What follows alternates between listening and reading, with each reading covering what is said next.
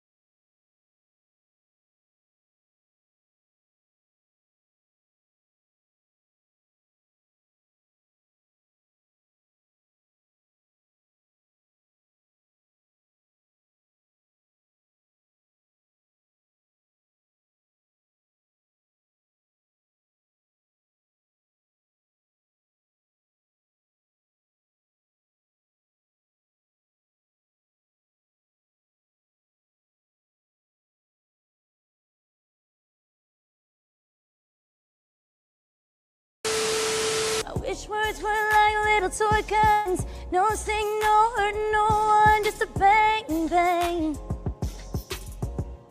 Right? Is that it? Yeah, it's something like that. Just a bang, Toy bang, guns. rolling off your tongue. Toy guns. It's no smoke, no Bang, bang. bullets. Water guns. All right.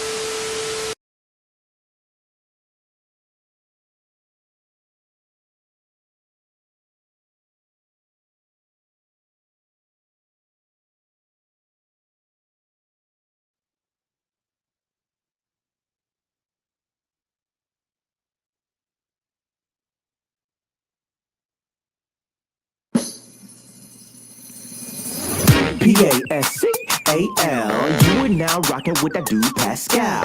We be going wild, Haitian in the building, so original. Got the haters catching feelings. Get your hands up to the ceiling and keep them held high, cause St. Louis is ready. Forget about it, goodbye. Hold up, we just saying hi. Five somebody, rise up. Weekdays, catch us live, somebody. Let's go. Good morning, everybody, and welcome to the Pascal Show. Good morning, everybody. Good morning. I hope y'all doing well out there. It is Friday, y'all. Thank you, baby, to the sweet baby Jesus. It is Friday. I don't know about you guys, but I'm very excited about this because it was a long week for me. It was a very long week, epic week, but it's never a dull moment here on this show. I got to be real. So good morning to all you guys. Y'all make me so happy. You guys are one of the main reasons why I roll out of my dirty ass bed. You know what I'm saying? So I appreciate you guys for just being here, just being you, just being a part of the conversation and all that ish. Okay. So we got to get into this thing. We got to start talking. There's a lot to talk about. There's a lot of things to cover. There's a few things that I'm excited about showing you guys before we get. You say I'm all off center and stuff. There's a lot of things I got to talk to you guys. Some things I got to show off to you guys before we get started with our show today. And before we get into our stories of the day and all that. So I'm very, very excited. So if you guys could do me that small favor, please go and hit that like button down below. That would be really appreciated. You know what I'm saying? I see a bunch of you guys flooding in, starting to come in right now through all the platforms. You know, you want to know what's going on, some updates in regards to the stories that we have been covering over the past week. Sporadically, because I was out of town for 2 days. But we're going to be talking about those things. You're going to see some of the reasons why I was out of town for the past couple days.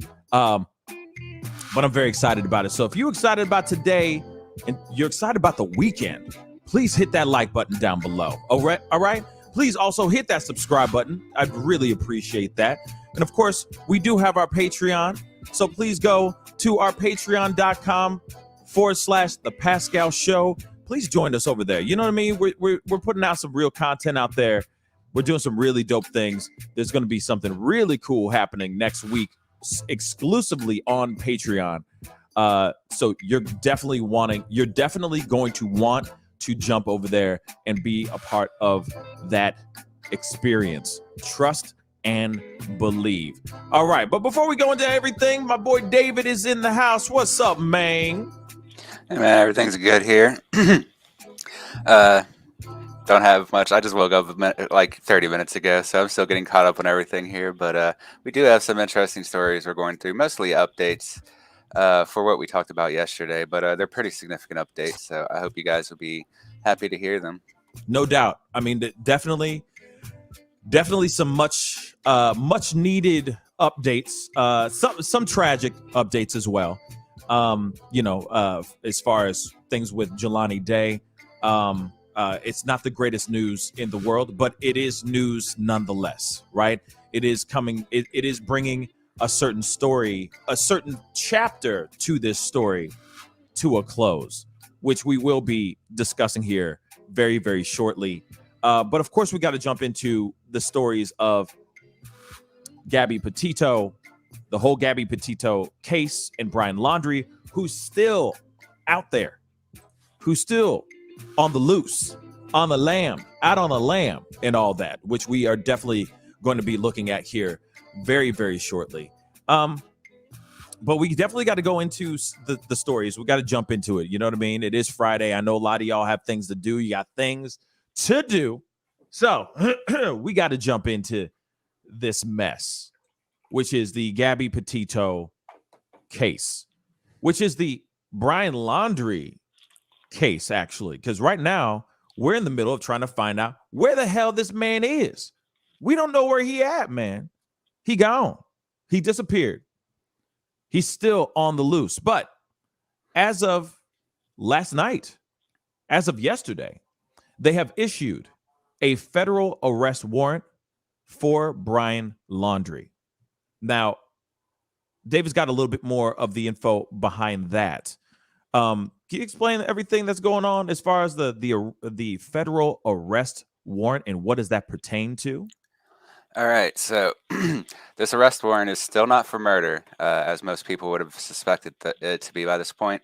But what they're actually looking for is, I guess they didn't say the exact crime, but it's basically going to be some sort of credit card fraud, because they are alleging that Brian used a debit card or credit card that was under somebody else's name. I'm sorry. After the alleged incident.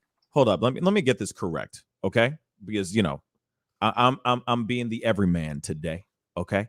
So you're telling me that instead of them putting a federal arrest warrant on the actual homicide, the actual death, the possible alleged death of Gabby Petito as a murder suspect, right? They're sitting here saying, no, we are going to, there's a federal arrest warrant for him because he's been using somebody else's credit card. Exactly. Am I getting that? I found the exact charge too. It is in fact bank fraud. That is what they're charging him for exactly. Can you throw me the link so we can throw it up here on the screen so everybody can see in all of its glory? I'd really do. Yeah. I would really appreciate that, because for me, I'm like, what? Before you continue, the one thing that I don't get is that sorry, it's like the morning stuff still phlegm and stuff still moving around. You know what I'm saying? Case of the Fridays. But the fact that they're sitting here saying that this is, instead of them just going after the obvious, instead of them aiming for the obvious, they're going, nah, never mind. We're going to go for credit card fraud. To me, that doesn't make any sense. Now, they have done an autopsy on this young woman. They have identified that this is Gabby Petito. They have also done what? We all know this now. They have also ruled this as a homicide. Why would you not pin this on top of that arrest warrant on Brian Laundrie? So you're telling me he's still in the clear for the possible murder of Gabby Petito? They say they ran autopsy. They say that this happened from the hands of somebody, the hands of another human being. Yeah. And you're telling me that they're going, no, we're just we need an arrest warrant for him swiping somebody else's card. You got to be kidding me, y'all. Man, if this shoe was on another foot, y'all, I am so sorry, but I got to keep it real. If this was on another foot, this conversation would not be happening right now. This conversation would be completely different. In fact, they would have found his ass already. Let me say that 100%. So, I'm sorry. I didn't mean to get on that tangent, but I got to keep it real. And that part does not make sense to me. David. So one thing we're seeing here, and this will be the same when we get to the Jelani Days case, is that these autopsies aren't fully done yet. From what I can tell, they're releasing early information because of the press coverage of these two individuals. That's why we're getting a partial release right now, because we're talking about Jelani Day later, but he has some of the same issues where they're fairly sure they know what happened, but they don't. It sounds like they don't have all the details yet to pinpoint like the exact cause. And like I said, we'll get to Jelani later, but for her, we don't know the condition her body is in. So we don't know how obscured the stuff is. There's a lot of circumstantial evidence here, but that doesn't necessarily mean it'll hold in court, even if that circumstantial evidence does point to the truth, if the truth is that he murdered her, which is what it looks like so far, though. Like I said, we still need to wait to hear from the police before we can officially call him a murderer or anything. So that might be what it is. They might need more time. I don't really know, though. My thought here on this particular one with the Gabby is that it's kind of like the Al Capone situation where they knew Al Capone killed a whole lot of people. They couldn't prove a single one of them, so they got him on tax fraud, so they could have him in there, and they could build a case for everything else and get all that evidence they needed and keep an eye on him. That might be the same thing that they're doing with Brian here, though I don't know. They might just be incompetent as well. But if they are trying to just find something that they know for sure they can hold him on a federal charge for, so that they can continue the investigation and force him to be on hand so that they can ask him whatever they want. That might be what they're trying to do here. I don't know. It's crazy because I'm reading this article here right now as you're saying this stuff. And what you're saying is interesting and it's true about Al Capone. So I think it's interesting that they're going, well, if we can't get him this way, we're going to get him this way, right? We're going to get him on a financial way, on a fraudulent way. And that's what they did with Al Capone. So that is absolutely true. But you, for me, it's like you can't sit here and say that there's not enough evidence to make him at least be a person of interest or a prime suspect to the murder, to the homicide, the alleged homicide of Gabby Petito. But here it is. Let me read this really quick. A grand jury indictment filed in U.S. District Court in Wyoming alleges Brian Laundrie used a Capital One bank card and someone's personal identification number to make unauthorized withdrawals or charges worth more than $1,000 during the period of which Petito went missing. It does not say who the card belongs to. That's what I want to know. Who the card belonged to. Could it be mamas? Could it be papas?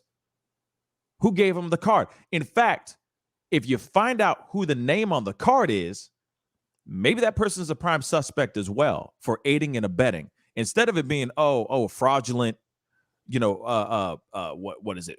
Bank fraud, bank card fraud. How about this person probably is an accomplice, is helping this man skip town, and get away. There have been so many different sightings.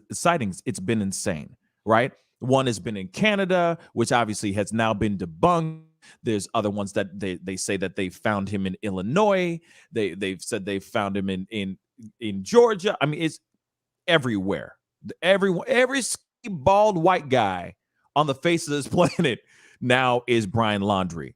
Okay, FBI spokesperson Courtney Bernal declined to reveal the nature of the charges made to the debit card. You know, it's funny because if you gave that information out there, then people would actually know where he went. Because if he dropped $1,000, if he dropped a band, all right, with a credit card or a debit card, and you're able to see, oh, he bought plane tickets, he did this, that, and the third, that could help. These are digital breadcrumbs that he was leaving behind, allegedly. All this is alleged. And I get it. You know, you gotta catch him by any means necessary. You gotta get him by any means necessary, right? But this man could have possibly taken this young woman's life. So for me, yeah, bring card fraud, sure. You could tack it on to murder, to homicide. Why don't you add that on top of that? You know what I'm saying? Like, use the bank card fraud as like the cherry on top and the sprinkles. I want the whole damn sundae, and it's called murder. It's called homicide. Real talk, y'all. And this dude, they're going, well, we can't get him this way, so let's get him on this bank fraud. Let's get him on this card fraud. You know what I'm saying? And they're not even telling people what it's for or who owns the actual card. ¿Por qué? ¿Por qué, cabrón? That's what I'd like to know. Why? And I would imagine that they have some contact with whoever allegedly he stole the card from or whatever, however he got it. Because otherwise, I mean, if it say his mother, because they specifically say it was an unauthorized withdrawal. So, like, you know, if his mother would have just been like, nah, let him pull that money. But so it's probably somebody else that's not his mother. That's just my guess. But so I would think they'd already talked to that person, or at least the bank talked to that person to confirm that they did not have anything to do with their withdrawal. So this suggests to me it's probably not his family, but I don't know for sure. Yeah, or somebody could be saying, somebody he took probably goes, hey, you know what? Take the card. But if they catch you, I'm denying everything, bruh. I'm going to deny every last thing that comes out of your mouth. Agreed? Agreed. Take the card. Good luck. Go with God. You know what I'm saying? That's the only assumption. That's one of the assumptions that I got. Because, I mean, think about it. Where would he get access to somebody's card unless he went and just somebody left it on a coffee table or left it in a diner and he just happens to swipe it real quick and run out the door? That's a possibility too. Yeah, I mean, could have yanked it from that diner they were fighting in, maybe. I don't know. Maybe that's a possibility too. I don't know. You know what I'm saying? It just doesn't. The math ain't mathing right. You see, the math ain't mathing right. Mystical Butterfly, thank you so much for the $5 super chat. Thank you so much. They said, enjoy the channel. Thank you so much. We enjoy having you on the show. So thank you so much for the $5 super chat. Thank you, thank you, thank you. Every little bit of support really does help this channel. So thank you again. All right. But you were going to say something, David? Yeah, I lost it there. I don't know what it was. Good. In the meantime, while he's, I'll filibuster real quick. If you don't mind, please, guys, I see a bunch of y'all coming in, flooding in right now. Please hit that like button. Send those likes all the way up. I'd love to see this the likes go past 100 likes. That would really mean a lot. I see well over 200 some odd souls in this platform and all the platforms, not only just on YouTube, Facebook, Twitter, and Twitch. By all means, please, guys, go and hit that subscribe button, that like button, or that follow button wherever you are watching this platform right here. So I would really appreciate that, guys. David, go ahead. Yeah, one thing I was going to say was that it's possible he has an accomplice of some kind. We know there's at least one other murderer in the location. There was the killings at the LaSalle's, which are only about 40 minutes away from this campground, maybe an hour. But there's also been, I think, 3 other people missing in the Tetons as well. So we know that there's at least one other murderer because, those 2 were killed, had gunshot wounds. But so the thing that occurred to me is it's possible he did have some sort of accomplice. I mean, a lot of people have gone missing in the Tetons over the same period. Um, Obviously, people do go missing, so that's not in the woods and stuff like that. So not every single one is probably a murder, but we know some of them were, and we still don't know where these other people that were missing. I mean, their families are still looking for them in the Tetons and near Moab as well, but no one else really is. So we don't know what happened to those people. Could be that he did have an accomplice and that maybe he was helping pay for somebody else to work with him, which because they never did find, well, we don't know for sure, but they never issued an arrest warrant after looking through the van and the shed and everything. So I assume they did not find any of Gabby's DNA on anything that would suggest she was bleeding or murdered or killed or anything like that. So I mean, like she could have still been alive right until they got to the camping ground, but it is also possible he had an accomplice. I mean, especially with the way they were doing the timing with that text message claiming she was in Yosemite instead of, I think, Yellowstone. I don't know. It said Yosemite though.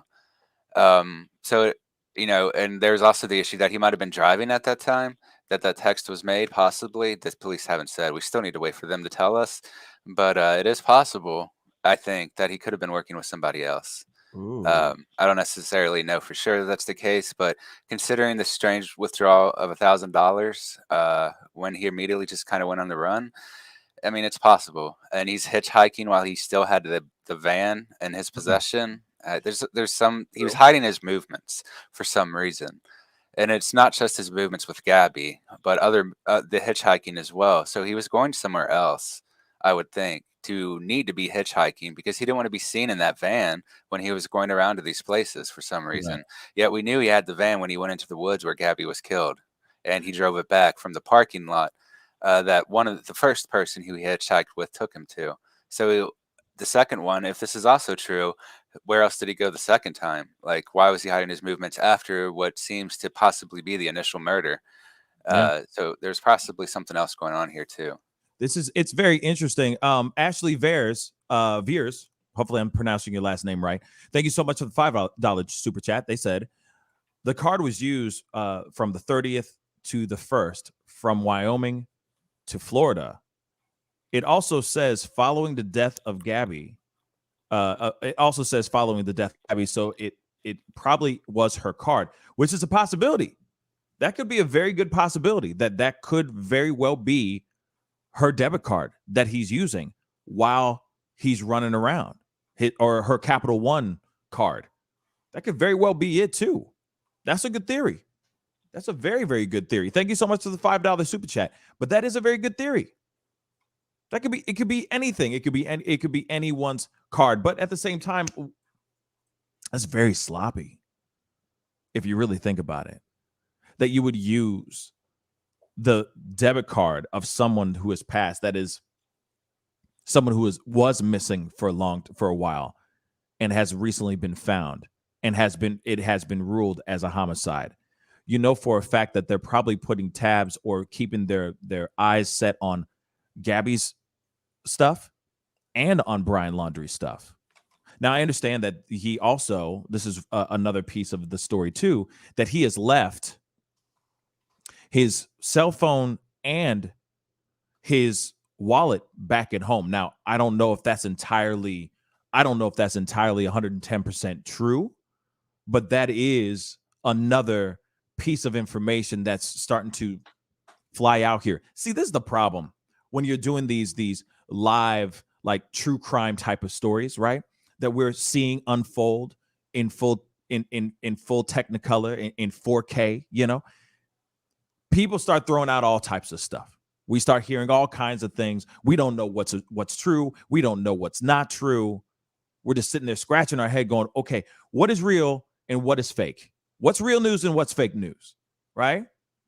And that's the problem. Because as soon as, we get done with the show, there's been posts about or videos that have come out talking about Brian Laundrie posting something on Facebook on his own personal Facebook page, all that. And for me, I go, is this a fake account? Is this real? Are they capping? Or is this the real deal? But like I said, plenty of people have made fake accounts for Brian Laundrie. Plenty of people have made fake accounts for Gabby Petito, because there's a lot of really terrible human beings out there that just have nothing else better to do but to make things up and fake this news stuff and just be a part of the story in some weird, messed up way. Real quick, thank you so much, Jeff Height, for the $5 super chat. He says, if it's Gabby's Capital One card, maybe Brian wanted people to think it was her using it at that time. You know, that's a good possibility. That's a very, very good possibility. To like I said before, the Kansas City Shuffle, which is everyone thinks you're going left, but you're really going right. You make everybody look that way while you go this way.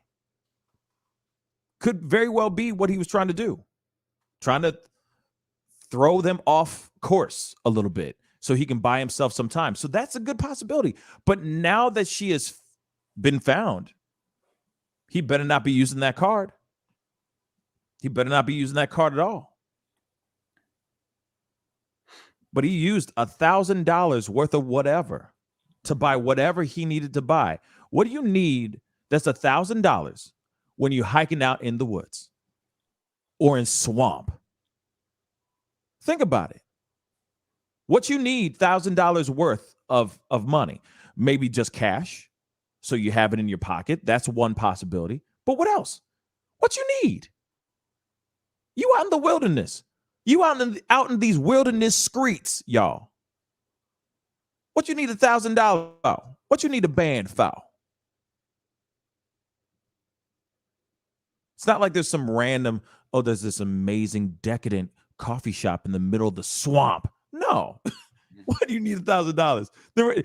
Pizza Hut ain't delivering out into no damn swamp. So what do you need $1,000 for? And you can still get burner phones. It's not that hard. I mean, you can go to grocery stores and get them with cash. So it's quite possible he was using a burner phone to perform some of these transactions, which might be why, if it was Gabby's, they didn't realize it earlier, or if it was somebody else's money, it might have just taken them a while to connect it to Laundrie, which is why we're just now hearing about it. But I don't know. I mean, we don't guess. Yeah, we don't know. You know what I'm saying? We don't know. But here's one thing. And I'm saying this to everybody because I need the fam's help, because I see all y'all coming in, and I really do appreciate it. And yes, of course, hit that like button, hit that subscribe button. I see over almost 400 individuals in the chat and watching the show right now as we speak. So please hit that like button. I'd love to see that bad boy go past 200 likes. That would mean the world to me.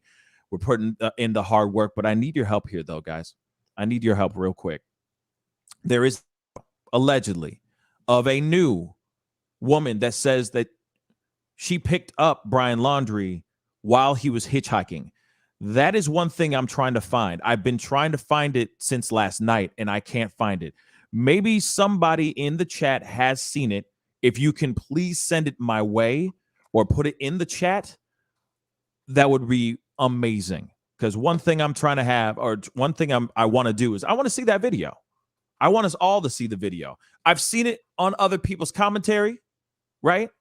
But I haven't been able to get it, right? I don't want to use other people's content on this channel out of respect to them. But I've seen the commentary.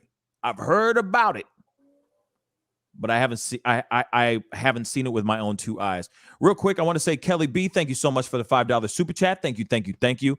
Really, every bit counts. I really do appreciate it so much. Lord Footage. Thank you so much for the $1 super chat, man. Thank you. I really do appreciate it. Thank you so freaking much. Okay. But yes. If you guys know of it, that would really mean a lot, because I'm trying to find that like crazy, and it's not easy to find. And I could use your help. I could use y'all's help. I have articles covering the story, but I feel like it's better to see it in video. We could hear it from the horse's mouth. So if you know of anything, please let me know. That's one thing that I'm in the middle of trying to find as we speak. But let me pull up this other video here. This is from Fox News.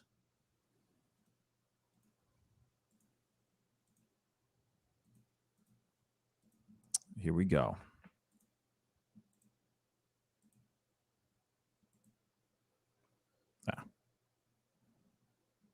Oops.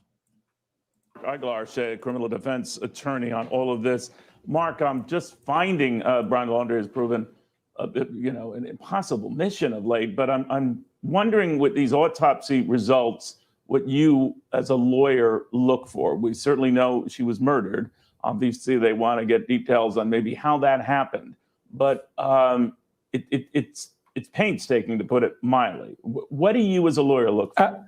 Absolutely. Well, first, I'm looking for payment before I ever do a doggone thing for the guy. But if you're asking me, and I wouldn't represent him, but if you're asking me what his lawyers are looking for, any reasonable hypothesis of innocence, meaning what are the damages to her body? Let's find out everything. And now let's carve some scenario that could scream innocence if the client were to advance that theory. So they have the benefit of seeing what the evidence is, assuming he's ever stripped of his liberty, found, arrested, and then see exactly what they could say happened that maybe exonerates their client. But they also have to find evidence that can't prove he had anything to do with it. If she was violently killed, we don't know any of the details. If there's nothing that clearly links him, then what do you do? Well, first, the defense doesn't have to prove anything. They could literally sit there in court, and all this presupposes that he's arrested, and all this presupposes that he didn't kill himself, and this all presupposes that he's sitting in a court of law. They can literally kick their feet up, play chess if they want. They don't have to prove anything. But you're absolutely right. The state has the burden of proof to show that he committed the offense. If nothing ties him to it, okay, he walks free. We're already hearing a lot of things that suggest that he was likely the person who did this. I mean, how I'm going to continue this, but how does one think that there's no tie, that he has no ties to the death of this woman? He clearly does. That, I mean, we don't even need to think about it. It's a no-brainer. It's an absolute no-brainer for me. And yet we are sitting here still scratching our heads and trying to find ways to get him in trouble. Outside of the main topic here, which is the alleged homicide and murder of Gabby Petito. Yet they're still scratching their heads. I don't get it. I just don't get it. And most likely, probably the person who did this to her. Probably. So in this search to find him, and the family claiming that they did not know where he was or could account for how he left, or even to this day where he still might be or hiding out, if there's any such possibility, then what? What is their culpability? Well, I've said already publicly that I understand why parents make decisions that benefit their own children. I hope I'm never in that predicament. I don't know what I would do. That said, they made a choice here. And if they knew that he had done something nefarious and in any way aided, abetted him, then I'm all in favor of them being charged for it. They have done a huge disservice, again, assuming they knew and helped him in any way, to both the family of Gabby Petito, to the law enforcement community, to all of us, by not being forthright. That's the choice, and there's a penalty to pay for that. Mark Aguilar, we'll see what happens here. Still waiting for those more detailed autopsy results. Mark. And of course, yes, we are all still waiting for those autopsy results. I mean, so far, the only thing that we've got so far is that it has been ruled a homicide. So they saw something within her autopsy to make them go, without a shadow of a doubt, go right towards homicide. And yet he's still not, there's not a warrant out for his arrest for the murder, for the alleged possible murder of Gabby Petito. Like I said, I'm still trying to wrap my brain around this, and this whole thing does not make sense to me. It really does not. There is one other piece of information. I'm kind of skeptical if it's even true, Come on but with it. most of the major. What's up? I said, come on with it. All right. So most of the major news is reporting on this. Otherwise, I wouldn't mention it. The story actually starts with the Sun, which is a bit of a gossip paper. However, they're claiming the story is true. Basically, what was found on Pinterest, and apparently it was also, the images were also posted on Instagram without the message. I couldn't find any of the images on Pinterest. It seems like they might have been removed. If the photos were the same as the ones on Instagram, they did show him in Pikes Peak, which is in Colorado. But most importantly is, let me find the exact wording in here. But okay, so this account is Laundrie 1197 on Pinterest, which is just a social media thing for posting pictures for the most part. And so some people are thinking that this is Brian Laundrie's account, though the name on it is Roberta Laundrie, which is his mother's name. But on that website, they found a few weird posts, but the main one that they mentioned was there was an image saved to a folder titled "My Heart," which features purple and pink clouds, and written beneath it says, "Don't try to find me. I have finally escaped my master's wicked clutches. To the others I say, join me. Bite the hand that feeds you. Viva la liberté, Pierre."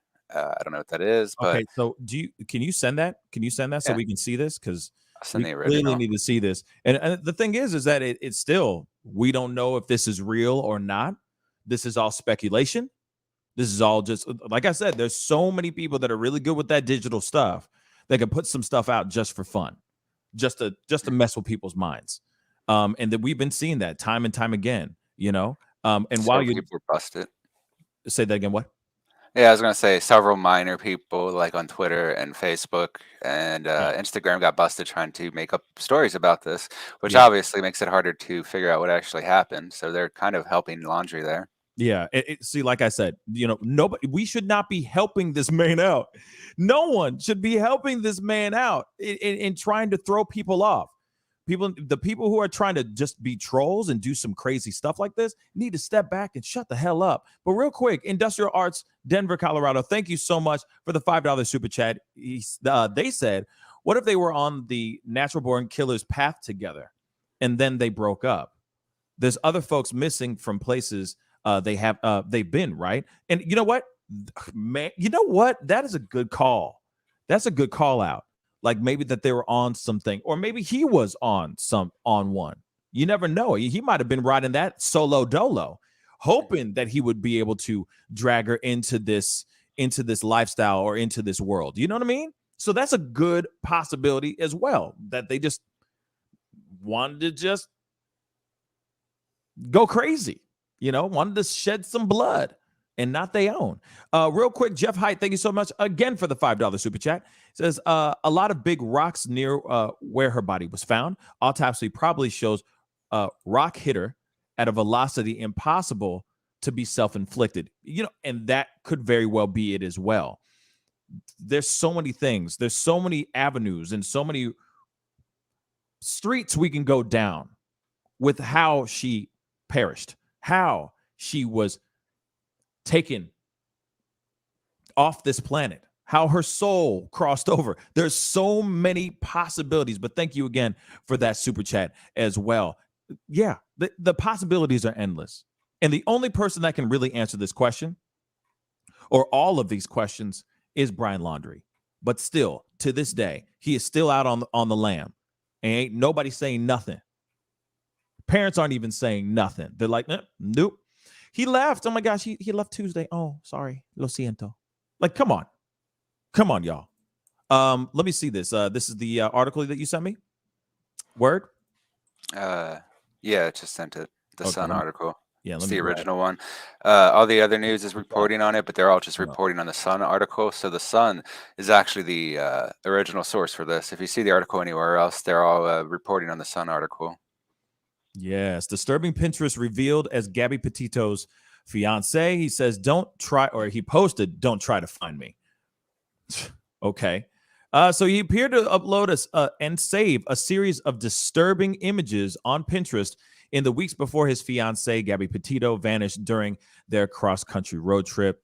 He has, of course, like we know, he has not been named a suspect in her disappearance, but of course is considered a person of interest. This is, I guess, this is one of his pieces of artwork, Or his mother's. allegedly. Yeah. Yeah. I was gonna say or his mother's because that's the name. I mean, we really don't know. But I mean, look at that. they are disturbing pictures, I guess. But since the son's the only one that's seen them, and I don't think they're on Pinterest anymore, so that's why I'm a little skeptical. Because the other news wasn't able to investigate it since Pinterest kind of removed it beforehand, right? Or at least hid it. Look at this. It says here, don't try to find me. I finally escaped my master's wicked. To the others, I say, join me. Bite the hand that feeds you. Viva la liberté. I think it's a quote. Just live in freedom or something like that. Yeah, it's freedom, basically. Or it's an expression of freedom. Here's another one. Now, this could very well be his artwork. The Invisible Man, but I don't know. Yeah, that's not his artwork, obviously. But these are all the things. Burnout. What did that thing say here? It's only after we've lost everything that we're free to do anything.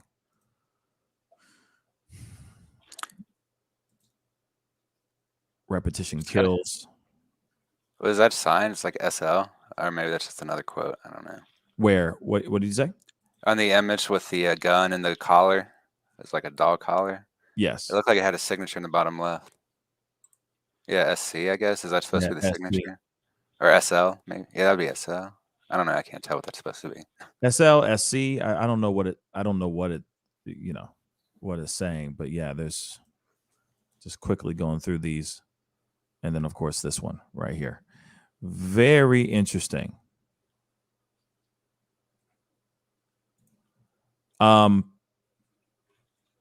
Very interesting. So like I said, these are the pieces that we're seeing from his alleged. We know that he is an artist. We know that's what he did for a living, that he was a full-time artist. I don't know what kind of medium. I don't know if it was drawing or if it was paintings, but we know that he's an artist. And they said he liked to copy images of comic books like Hellboy, and if you've seen that movie, or read the comic. So like stuff like that. He liked that kind of comics and would draw that apparently. I didn't see the images, but that's what people reported. But see, this is the kind of stuff that's like throws people off the beaten path. You see what I'm saying? Especially when it's like, all right, this could possibly well be his Pinterest. This could very well be the content that he put up on his own site. But at the same time, like, to me, it's a little bit of a stretch. Like, I want to see facts, not just artwork. Just because he allegedly maybe wrote this stuff, but I'm like, meh. We don't know. Or it could be old stuff and somebody hacked into his stuff and was able to post these things onto his Pinterest. There's so many possibilities, right? There's so many possibilities that I'm not going to fully jump in and go, oh, this is him doing it, an admission of guilt in his Pinterest. To me, like I said, it's a stretch. But I do appreciate seeing those things for sure, you know. Yeah, I mean, it's the kind of story I wouldn't have talked about if all the other major sources weren't picking it up. Because The Sun is kind of a gossip paper. They don't have the same degree of accuracy that you would expect in a newspaper. And like I said, Pinterest either removed or blocked the entire channel after this. So more credible sources were not able to confirm it. And I mean, if we just look at the info, I mean, like the name tag, it does have a B instead of an R for his mom's name of Roberta Laundrie. But the name on the account is Roberta Laundrie, which is his mother. And on top of that, I don't know. I mean, it could be his for sure, but there's just so many things that makes me skeptical at this point to trust it. However, the FBI can look into it and they can tell the IP where these images were posted from. Pinterest should still have those records, I would imagine. I don't think they just deleted everything. I imagine they just took it down so no one can see it right now. Right. So the FBI will be able to confirm through IP tracing if this actually came from anywhere where Brian Laundrie was, if these posts came from where he was, or if possibly it was his mother's account. They should be able to figure that out too. Yeah. Or if it's just a fake one that's coming from the middle of nowhere. I don't know. But they've got digital forensics teams for this exact kind of thing that know what to look for more than any of us do. Yeah, I like I said, it to me, I feel like it's just a left turn. It just throws everybody off instead of being able to focus on the things that are really going on, which is finding him. Doesn't matter if he's painting stuff and saying, "Oh, admission of guilt." I don't care about what he's doing, like him going online and doing this kind of stuff. I care about getting him brought into custody so that we can seek justice, so that she can be laid to rest properly, and that we can finally know, everybody can finally know what the hell is going on here, what really went down. Because honestly, this is some stuff that I just don't like. It just doesn't make any sense. But here it is. I of course I can't find the video itself, but I'm gonna read this article really, really quick. A second woman has come forward to say that she gave hitchhiking Brian Laundrie a ride in Grand Teton National Park on August 29th, 2 days after Gabby Petito was last seen alive. Norma Jean Jolivek, a seasonal Wyoming resident from Florida, told Fox News on Thursday that after seeing Miranda Baker's TikTok video, she realized she had also picked up Laundrie on August 29th and dropped him off around 6:30 or 6:40 Mountain Time at the Spread Creek dispersed camping area where Petito's remains were discovered weeks later. Jolivek, told Fox News she I can't even say the word. Spontaneously. I can't even say the word today, guys. Man, spontaneously decided to visit a Roman Catholic church called Chapel of the Sacred Heart in Grand Teton National Park that Sunday for its service.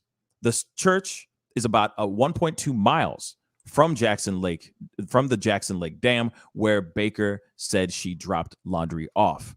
Jolivek said she picked him up around 6:15 or 6:20 on August 29th, past the dam near Pacific Creek Landing. He was walking backward, holding out his thumb, like so many do in the area of the national park, she told Fox News. I picked him up, Jolivek said, Jesus. Something just said, hey, ask him where he's going. So Laundrie, who sat in the passenger seat of Jolivek's Forerunner, asked if she was going to Jackson. When she told him no, because she lives in the opposite direction, he asked her if she'd drop him off at the Spread Creek dispersed camping area, which she agreed to. This is what Jolivek said. Spread Creek is about a 20-minute drive from the dam. Everything's legitimate. Everything's corroborated. I already talked to the FBI, Jolivek said, adding that she didn't realize that she had a ride, or that she didn't realize she had given a ride to Laundrie until after she saw Baker's TikTok video, and emphasized that the important role social media has played in helping solve this case. So she did a little small talk with Laundrie during the ride. He told her that he spent some time hiking river, and that he had a fiance. He told her he had seen elk and moose, but no bison. And when he asked her if she needed any gas money, she said no. On the ride, she was driving. She took a sharp right turn, causing a Bible that was on her dashboard to fall onto his lap. He picked up the book on the dashboard. She dropped him off at the gate of the remote campground, which has a single dirt road that extends miles to various camping sites in the area at 6:30 p.m. Mountain Time. Jolovic responded saying she could drive him inside, which is when he tried to get out of the moving car, she said. I can't explain why I was there, Jolovic said.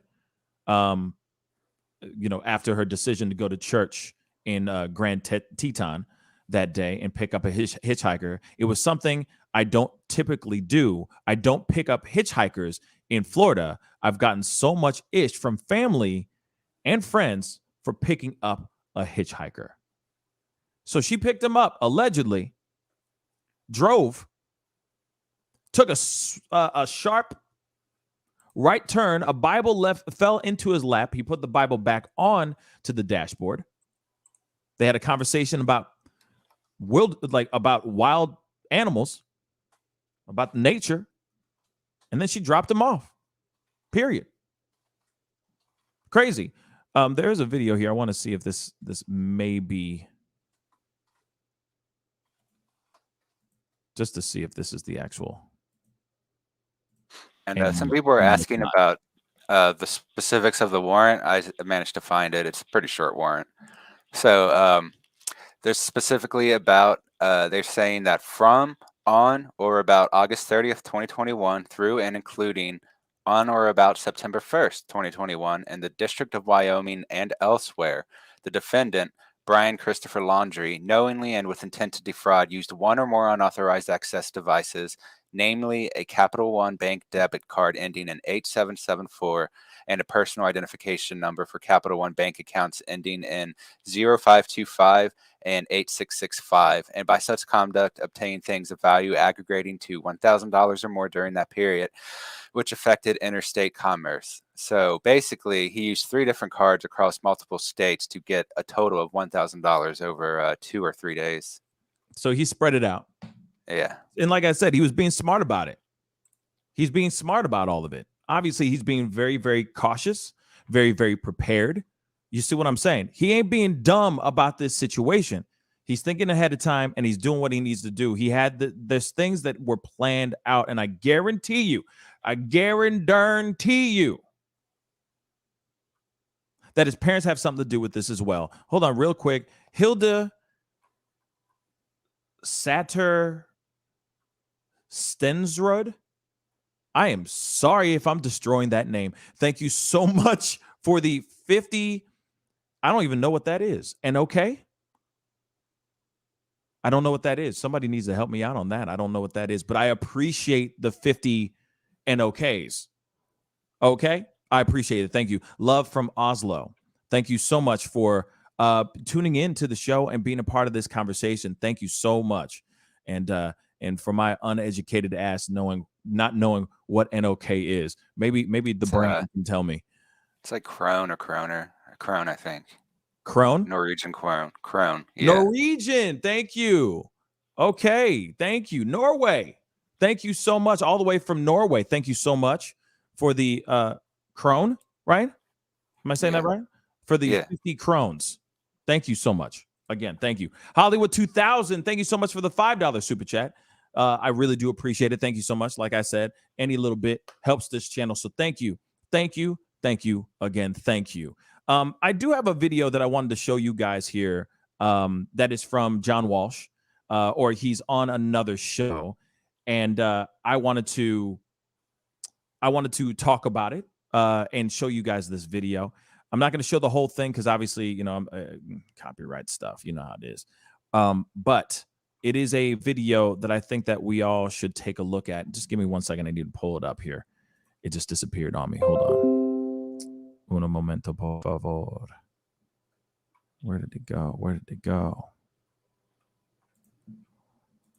There it is. Ba-boom. Okay.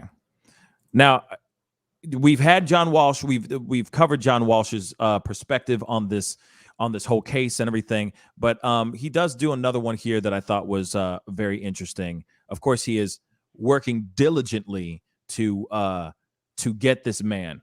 Okay, to catch this man. And obviously, John Walsh does have a history And so this does hit close to home for him, because of course he has a history of, he lost his son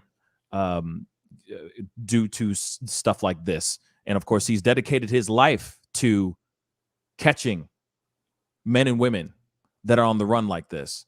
So let's take a look a little bit at this. Children, and about 1,400 throughout his career. The question, listen, he's not officially a fugitive. He's not officially charged, but John Walsh, do you think you might be able to help catch number 27, Brian Laundrie?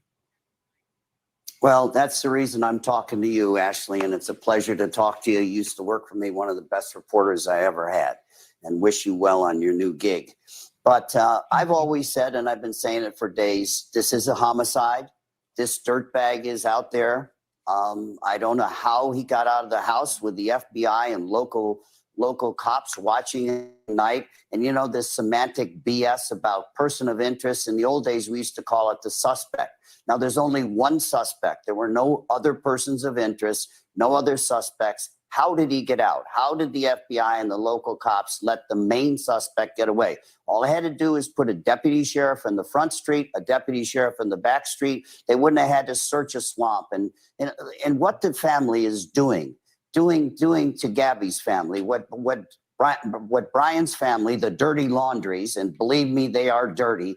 When they haven't cooperated, this girl used to live in their house. She was engaged to their son. Their son meandered back from a 4-month trip and parked a Winnebago, her Winnebago, not his, her van, not Winnebago, her van in the driveway for 10 days. So he had 10 days to scrub that. I don't know what the hell the FBI waited so long to get in there, but he had 10 days to clean the house out. He had 10 days to scrub the van. And then finally, the parents went, how could Brian not tell us that he didn't bring her home? How did his parents? How did the dirty Laundries not have the guts to tell us? So they filed a missing persons report, and then they clam up. He lawyers up, they clam up. And think of the gall of this. Last Friday, their famous Johnny Cochran-style lawyer, Bertolino, calls the police and says, oh, the Laundries want to help you out now. On Tuesday, Brian went to a swamp that was nearby, and we were so worried about him that we went and found the car and put a note in it and said, dear Brian, don't hurt yourself. And then we brought the car back ourselves on Thursday, and then we called you on Friday. We didn't help you at all in the beginning, but now Brian's gone. Well, you know what they did? They bought their son 4 extra days. They bought him 4 days to get a head start. So this Wednesday night, I'm going to focus in on Brian. He's going to be the top of the show on In Pursuit. And as you said, Ashley, I know one thing all these years. Lots of people don't want to call the cops. They don't want to call the FBI. They don't want to get dragged into a trial. They don't want an FBI agent knocking on their front door or a U.S. attorney saying, we need you to help us convict this guy. Everybody in America knows one thing. Call me or text me. I don't trace or tap phones. I don't care who you are, whether you're legal or illegal, you're a gangbanger, whatever. There'll be no revenge, no retribution. Nobody know you called. So call me. I'm saddling up to catch this dirtbag. It's funny because those few minutes were literally few minutes of logic. I mean, I've played John Walsh before yesterday. He basically said the same stuff on the last video on the last stream. But let's keep it straight funky. He just pulled out a whole lot of logic. A crap ton. And yet we got people in Florida, law enforcement in Florida, just scratching their heads. Still trying to figure all this stuff out. He's like, bruh, you could have done all this other stuff during that time to nip this whole thing in the bud so that you don't have to go and freaking comb a swamp, thousands and thousands of, acres of swamp, and put all this manpower into this situation. If only you use logic, this situation would not be here. And like I've said before, man, this ish is crazy. The fact that they have not been doing, the law enforcement has not been doing everything they can do to bring the parents in and charge them with something. They ain't got nothing on them. Like I said, logically, when you look at it, it's like, oh my gosh, we forgot. He took the Mustang out to the swamp, left the Mustang out in the middle of the swamp area. We left a note being like, oh, come back home safely. But that's it? Come on, y'all. Like I said, people are being very dumb. The law enforcement, in my personal opinion, is dragging their feet with this whole situation. They should be bringing that family, those parents in and calling it a damn day, interrogate tirelessly with those parents until they crack. That's what I think. If you want to get down to the bottom of it to find out where the son is, you do exactly as such. David. Yeah, I agree. I mean, at this point, even if it was somebody else, Brian is the only person in the entire country that we know for sure knows more about Gabby than anyone else. And he's probably in another country. I don't think he killed himself, though. I don't know for sure, of course. That's just my assumption. The images of him in Canada are possible. I would think he'd go to Mexico, but at the same time, maybe he just feels safer in Canada. And you can hike to Canada through the Rockies. I've never crossed the border illegally, but for most of it, it's not guarded. I don't know how closely they watch it. Most of it, there's no one there. It's just a clearing of trees between the U.S. and Canada. So it is possible he hiked it into Canada, I think. Even if he left the Pacific Crest Trail near Canada, he would be able to find a way in if he wanted to. So that's possibly what he is doing, especially if he's worried about Border patrols on the southern border, because they don't really happen on the northern border. No one. I guess Canada keeps an eye out for people trying to smuggle in, but it's not that big of an issue, so it's not really a well-guarded border, to be honest. Until 10 years ago or so, maybe a little longer, you didn't even need a passport to get in. That's how lax the border kind of is. And a lot of places are still set up for that, even though you do need a passport now. And proof of being up to date for a lot of places, too. Oh, yeah, you need that. It really depends on that, too. If he's somebody who is, about that life or no. So there might be some places he might not be able to go to if he's not up to date, you see. But like I said, this whole thing doesn't make sense. What is it? Quizmatics, what's up, man? Exactly, Pascal. He says exactly, Pascal. The FBI completely dropped the rock on this one. How they didn't keep an eye on this guy is beyond me. And I couldn't agree more. You got somebody, you know the story, you hear the story, and you're not keeping an eye. You're not at least doing a small, like, not a hard eye, but like a soft eye on this gentleman, on the house. Just keeping a squad car just in the vicinity, just and solely keeping an eye on that house, just to see if they do anything suspicious. You see what I'm saying? Like, there's plenty of things that they could have done and they didn't. Plenty of choices that they could have gone down and they didn't. Just doesn't make any sense.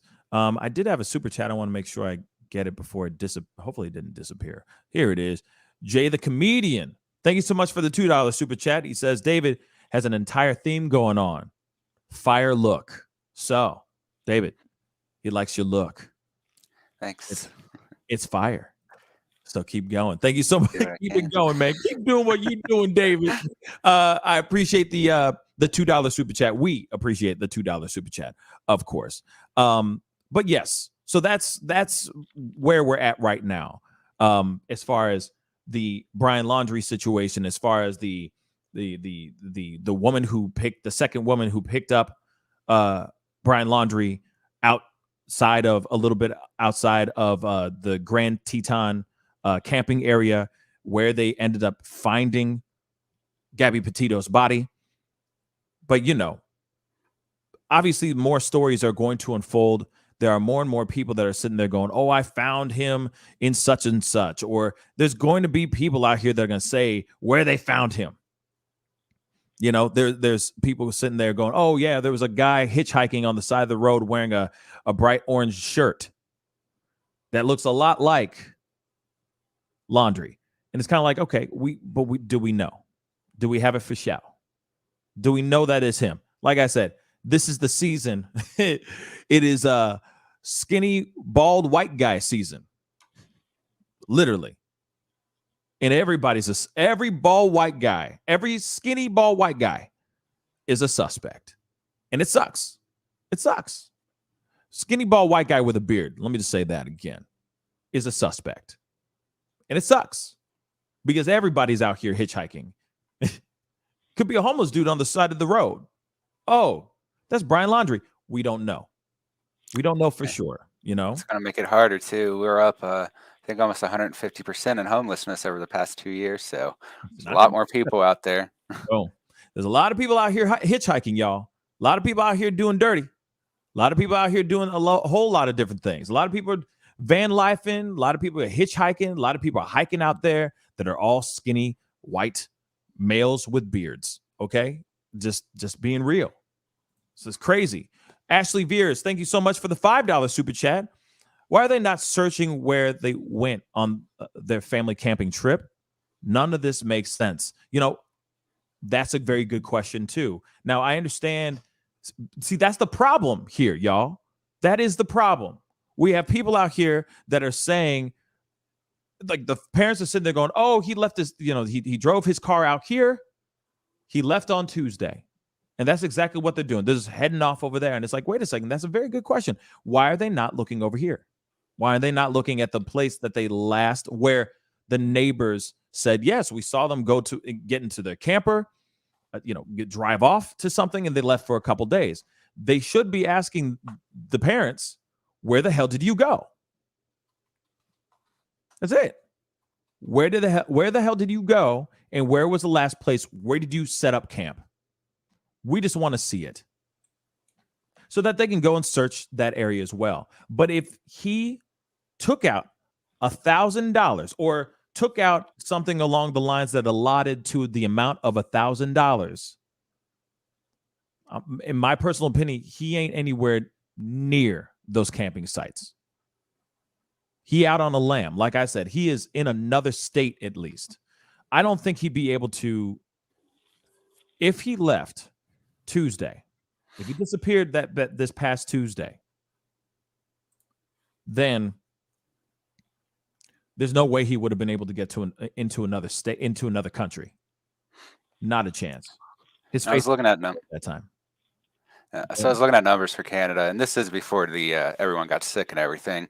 But in 2018, so Canadian Mounted Police were reporting that on average they get about 25,600 people crossing the border into Canada illegally. This is ones that they've intercepted. And public safety estimates that another 2,500 crossed over in the border, only 1,000 of which had been removed. So there is at least some small network of people entering Canada illegally still, at least right before the sickness, of course. Though it's hard to say how that affected it. I don't know. It's probably less people actually walking the streets because Canada would only allow you to travel by air for a while, though I don't know for sure. Yeah. But either way, there is still an opening of at least a few thousand people a year based on the year right before everyone started getting sick of entering Canada. Yeah, like I said, it would just be very difficult for him to get through. I think he'd have to go through a bunch of different things, jump through a whole bunch of loopholes to get through. Nora's son, thank you so much for the $5 super chat. Respect to your format and content. Been following since TLA appearance, since the lead attorney. Sorry, I had a brain fart. Since the lead attorney appearance, shout out to the lead attorney. Great platform over there. Check the history of this country. That police video was terrible work by LEOs, the law enforcement officers. Yes. When it comes to that whole encounter, when they sat down or when they pulled over Brian Laundrie and Gabby, we see her live, fresh, but crying, of course. The choices that they made were terrible. Terrible. They made the worst decision ever because they wanted to be lazy. They said, we heard it from one of the officers. You could do this, but then you're going to have a whole lot of paperwork you're going to have to do, or we can go the other route where you don't have to do any paperwork, buddy. Just separate them. It's up to you, man. Like you could tell the guy was exhausted, that officer. Like he didn't want to have anything to do with it. And of course, the officer who we hear, who it's the body cam is worn on, his POV, you hear him being like, I just don't want to do any of this crap. I don't want to do all this paperwork. So if I do end up doing something like this, that, and the third, I'm going to have to do paperwork. Damn, I'm going to have to do some homework. Damn. So how can I do this without actually doing any homework? Oh, I got an idea. We're just going to separate them for a night. We're going to hook them up with a hotel room, with separate hotel rooms, and we're going to be on our merry little way. No harm, no foul, right? But this is the thing. The mistake was made when those law enforcement officers decided to be lazy as F. That's where one of the mistakes actually happened. Another mistake that happened real quick. Another mistake that happened is when they said, okay, you have two choices here, Gabby. Wink, wink, nudge, nudge. Hey, when you hit him, did you intend, now, before you answer this, you could get arrested, all depending on how you answer this question. And of course, the officer is sitting there going, please don't say that you intended to hurt him, because I really don't want to do the paperwork today. That's basically what it is. I'm going to give you a chance, sweetheart. Here it is. Did you intend? Now, hold on. You have two roads here. You can get arrested or not. So choose wisely. Wink, wink. Did you intend to hurt him? Yes or no? Of course you're going to say no. He gave her an easy out. Those officers were absolutely lazy as F. Lazy as F. But welcome to our world, right? We've talked about it before. But anyway, David, you were saying.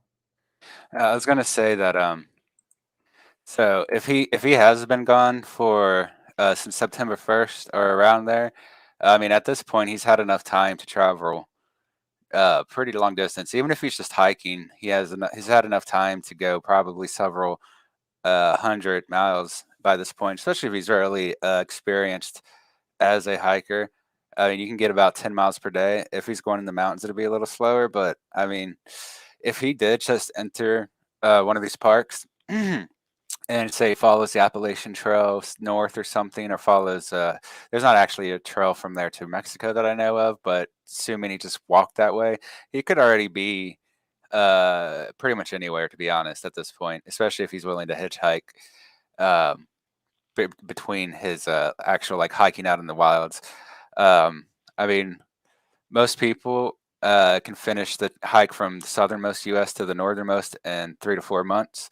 Mm-hmm. So, I mean, they've waited so long that he's well on his way to wherever he wants to be at this point, and that's if he's walking. If he's still traveling by vehicle or by aircraft somehow, he could be anywhere in the world at this point. Thank you. He could be anywhere in this world, but at the same time, now his face is everywhere, at least nationally. All right.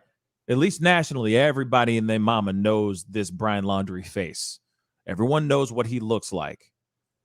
He can't go very far with $1,000 at the last minute flights. Let's just be real. If he was to try to fly overseas, a last minute flight to just say, I don't know, somewhere tropical, somewhere just a little outside of the country, it's going to be at least $1,200 at least.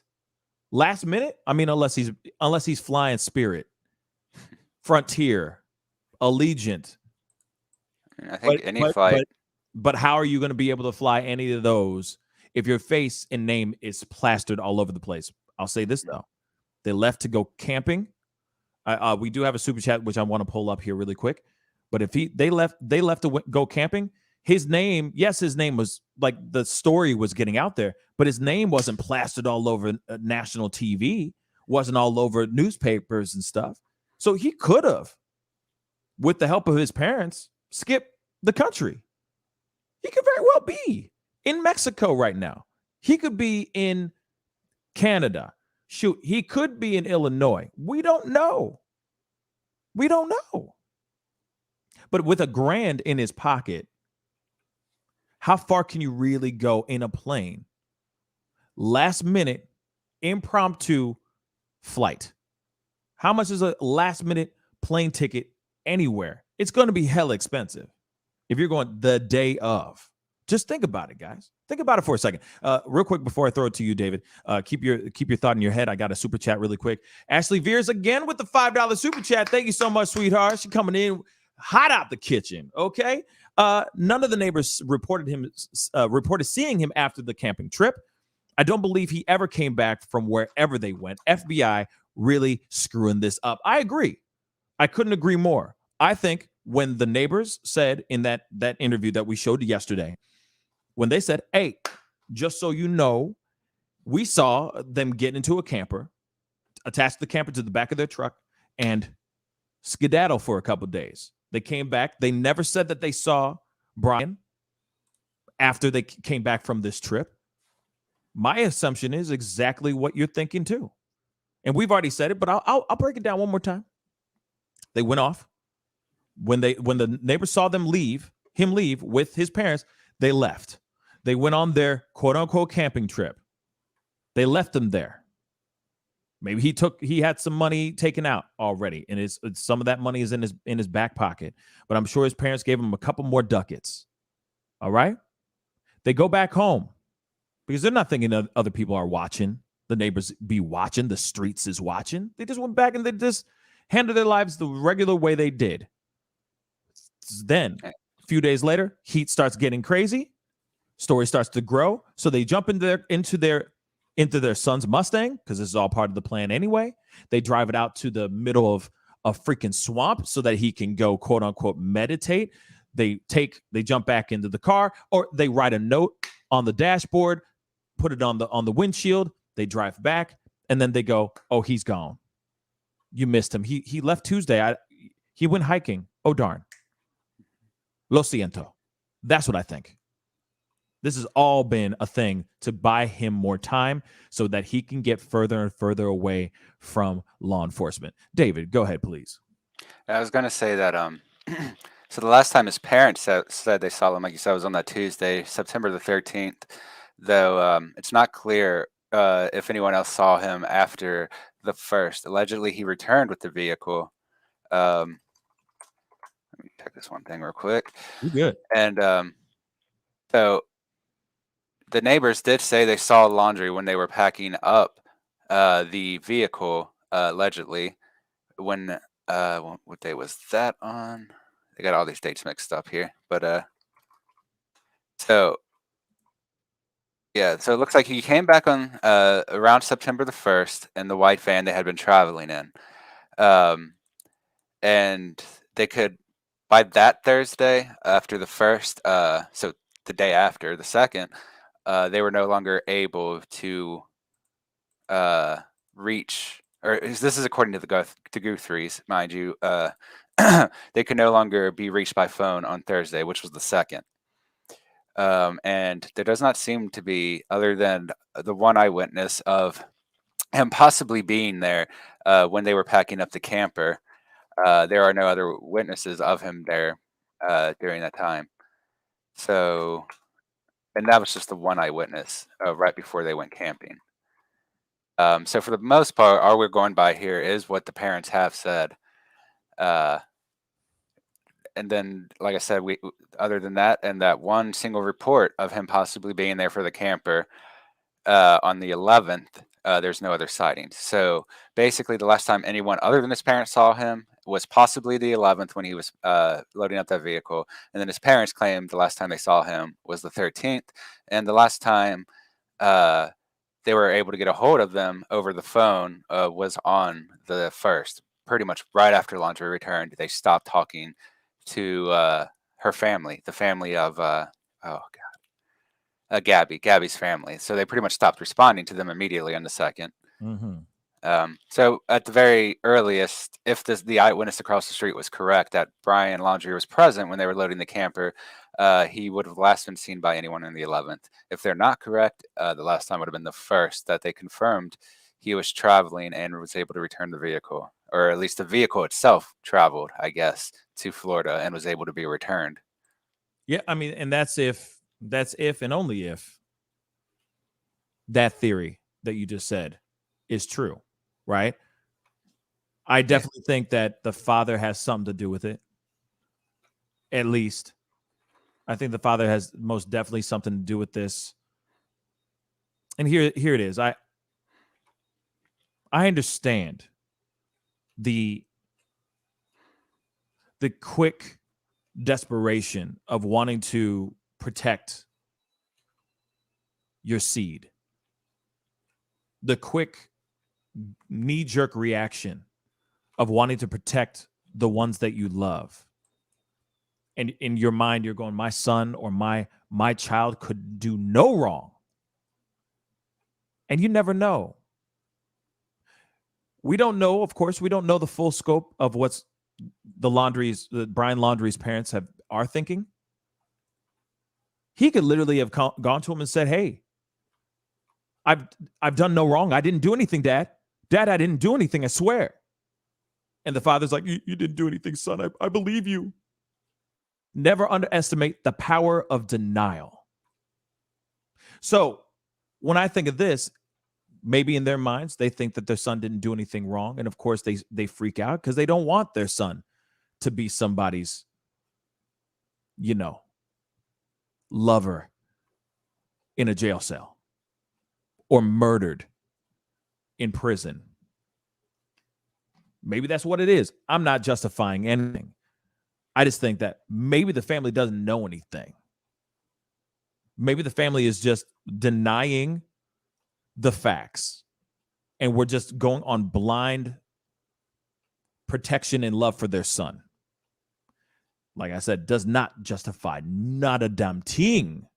But I've heard people in the chat like, would you turn your son in? If you knew this stuff, would you turn your son in? Would you rat your kid out? Some people in the chat yesterday were like, no, I wouldn't do it. I wouldn't rat my son out. I'd give him some time to get on, to get further away. You see what I'm saying? Me, I couldn't do it because that's not the right thing to do. You have somebody who does not exist anymore, somebody who is gone because allegedly of your son or daughter did this heinous crime, allegedly, to this woman that's no longer here. What about the family? What about their family?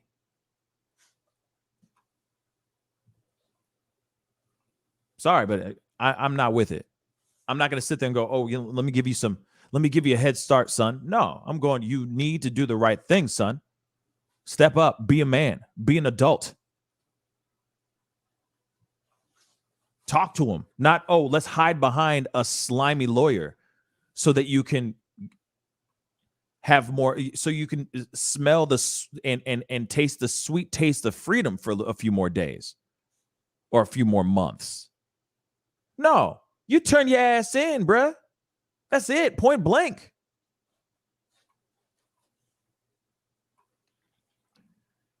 This whole thing doesn't make any sense with the parents.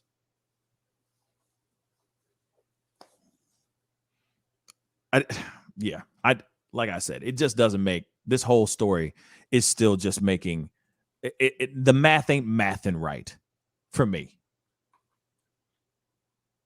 And of course, everybody out here is talking about it. We're all chopping it up. We're all talking about this and doing what we need to do. But at the same time, the cops have been dragging their feet on this one for a while. And they're still dragging their feet on this. But yeah, Tyler, math ain't mathing. The math just ain't mathin'. Real quick, I just wanted to say, hey guys, if you haven't done it yet, please hit that like button down below. If you're enjoying the conversation and enjoying the show today, that would really, really mean a lot. Hit that like button down below. I see over 600 people tuning in today. So please hit that like button, crush it. All right. And if you haven't done it yet, hit that subscribe button. That would really, really mean a lot to me. Okay. But of course, we got to jump into the next side of our story, this next piece of our story.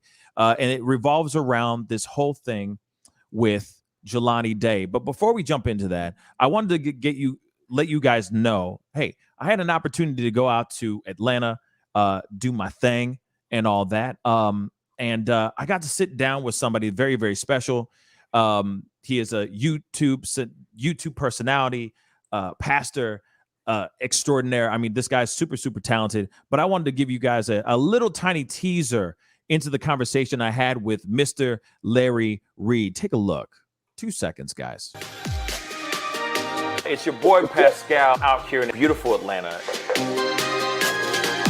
What's up, man? What's up? How you doing? Please welcome the brain behind Larry Reed Live. What's up, man? Actually, it's not working. It ain't working, y'all. That's weird. I'm gonna have to try it again another time because for some odd reason it is glitching like crazy. It's glitching like crazy for some weird reason. So I'm gonna have to do that. Let me see. Will it be nice? When do you plan on opening this up to the page? Yeah, it's still not working. Damn. All right. Well, I'm gonna have to try that again here another time. Hold on 1 second, guys. Shoot, that sucks. Well, anyway, we got to jump into. I'll try to put it up again. I don't know why it was glitching like crazy, but that's fine. I will most likely pull it up again here another time, probably tomorrow if I go live. Okay. And it will be up on my social media. So please, guys, take the time to go follow me on Instagram, The Pascal Show, one word, and also follow me on Twitter. If you don't use the IG and like using the Twitch, then please go over to or not the Twitch, the twits. Please go over to Twitter and The Pascal Show, one word. Follow me over there on The Pascal Show on Twitter as well. Okay, real quick before we jump into Jelani. And talk about Jelani real quick. I see somebody popping up a whole bunch of things. Let me just do this real quick. CS Jigsaw says, has autopsy of married couple released that gun bullets were found? What size? It might match his concealed carry permit gun. I'm guessing it's his concealed carry permit gun. Honestly, with the story of the married couple that were killed out there as well. I do not know the autopsy results to that piece. I do know that they were killed by gunshot wounds, but I don't know like the caliber of the bullets. I don't know any of that piece.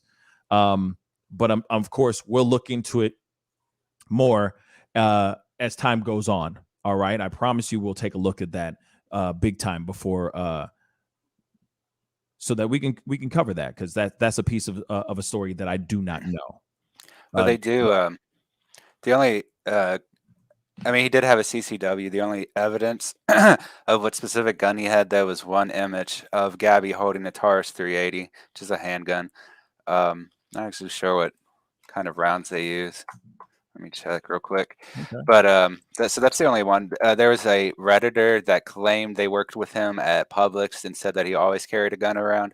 However, I haven't seen the police actually report, say that they have a report on that. So it could that the Reddit post could be fake. However, there is a guaranteed. I've seen it myself. The image of of Gabby holding what is supposedly his gun, like I said, a Taurus 380. Mm-hmm. And so the rounds in that it looks like they 380 ACP. That makes sense. So it's about just a little bit bigger than a 9mm, not much. Okay. Well, then that's very interesting, right? So obviously that is a piece that that's a piece I didn't know, to be really honest. But that's good to know. That's good to know. That's the thing. I have not covered the married couple at all. I've never not talked or, really dove into that side of the story. I've been so focused on the Gabby Petito and the Brian Laundrie piece. But that is information that is necessary, because if that's connected in some sort of way, I think that would be very important to pull up and to acknowledge. Go ahead, David. So the gun itself is I mean, we saw Gabby hold it for sure. The rest is kind of speculation, though it makes perfect sense that it's his gun because he does have a CCW. But the one thing that is more messy is that some places have been covering it. So basically people have been making up a lot of information about what's at that camping site based on some extrapolations that aren't good. Like, people are saying that there's evidence from one photo of bullet holes and a log. It just looks like the kind of holes that bugs drill into dead logs to me all the time. And other people are saying because there was a lift helicopter there that she was buried, which doesn't even necessarily make sense to me. Because the lift helicopter shouldn't have anything to do with her being buried whatsoever. So there are a lot of these claims going out around there about what is actually at this campsite. So if this gun was tied to the campsite Gabby was at, I have not been able to confirm that. And the images I've seen posted around do not suggest to me that at least that specific log was not shot. That doesn't mean he didn't have a gun and that he didn't shoot her. I just don't think the images of the log look like bullet holes. So, I mean, that's the problem. Like we talked about a little before, there's so much speculation going around on a lot of this. People are saying things that they don't necessarily know is true. Right. And I mean, that log could have bullet holes, and I'd just be wrong. I mean, to be real, but it does not whatsoever. And I've shot plenty of logs. I have a 380. That's what I usually use, and it doesn't look like a 380 hole to me. Right. And what's funny is that, I mean, there's been so many speculations of so many different things. The sonograms that were on laying on the side of the road type thing. I mean, there was so many speculations because people are sleuthing maybe a little too hard.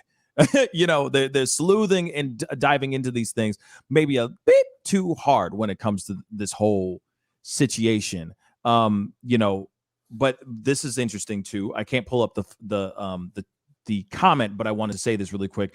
Monique Wyatt said, according to the couple's father, the married couple that were killed, they were also R-word. I can't use that word on the show, unfortunately, but apparently they were taken advantage of in a violent manner. Let's just say that.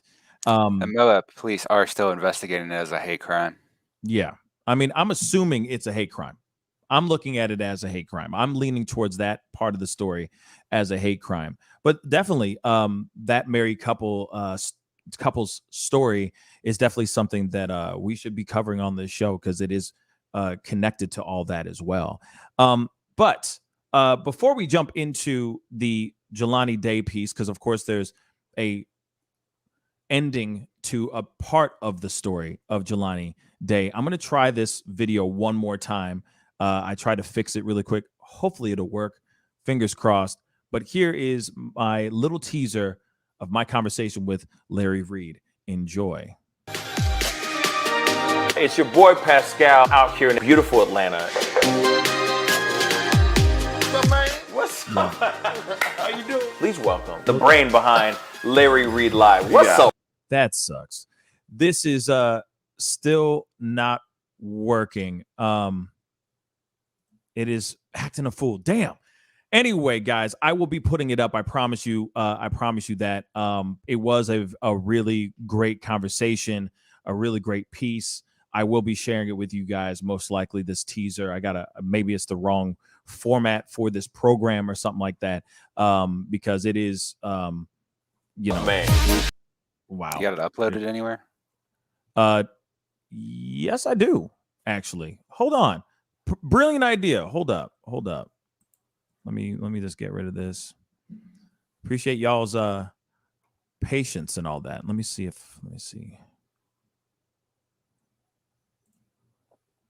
I can get this up. Yeah. Yes. Let me pull this up. And then, of course, we're going to go into the Jelani Day story because we need to talk about that. Like I said, if you haven't done it yet, hit that like button down below. For those of y'all who are tuning in, please hit that like button. I would love to see it go past 300 likes. That would really mean a lot to me. We are going to go into the Jelani Day piece. And so I understand a lot of people are here for the story. Story of, there we go. Hold on one second, guys. All right. Boom. Here is the promo. Let's try this again, shall we? Damn. There we go. It's your boy Pascal out here in beautiful Atlanta. What's up, man? What's up? How you doing? Please welcome the brain behind Larry Reed Live. What's up, man? When do you plan on opening this up to the patrons? How were you able to maintain within that congregation? Was it just kind of like a rip the Band-Aid off type of situation? Because if he lying, we gonna find out. There it is, y'all. Thank you guys for taking the time to check that out. That is just a very, very small teaser of the conversation I had with Mr. Larry Reed Live. So if you haven't gotten a chance to check him out and see what he's all about, go check him out. Go check out his YouTube channel. Very, very talented guy. Very funny guy. Captivating host. So I got a chance to go and check it out. Check out his place. See his home. See his studio. He dropped a whole lot of stuff for all you LRL fans out there that I'm sure you're going to be very, very hype about. He's got some stuff that he's dropping that is going to be pretty damn amazing. And so that is happening. That interview and that episode is dropping on Wednesday. So I'm very excited about that. Okay. Some good news out here, as far as the people that I'm sitting across from and all that is very, very exciting. So please be sure to tune in. All right. Hit that subscribe button. Don't forget to hit that subscribe button. All right. And we got to get into this Jelani Day story. All right. Now, there has been an update because a while back, Jelani Day, young, aspiring Black man, aspiring to become a doctor, went missing around August 27th, if I'm correct. He has been missing for the past 5 weeks. Parents, family, loved ones have done everything they can to get out there and speak about finding Jelani Day. Now, yesterday's show, we talked about this. Jelani Day was, well, allegedly they found a body, but they said it was going to take a while for them to ID the body. We talked about it live on the show yesterday morning. They said it was going to take about a month. And yesterday, next thing you know, we have some new information. David, real quick. Yeah, and I was going to say, as of yesterday, they were still we're going off the statement of the coroner's initial assessment that it probably was not him. However, they did the DNA testing, and that came through today. So as of yesterday, they still thought it wasn't him. Yeah. As of yesterday morning. Mm-hmm. Now, yesterday, they found out something. We have the clip here. Let's take a look.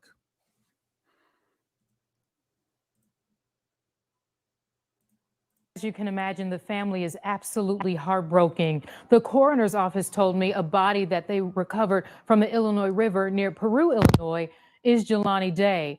Now his family is demanding answers about what exactly happened. The Danville native, Jelani Day, was a graduate student at Illinois State University studying speech pathology. His goal was to become a doctor.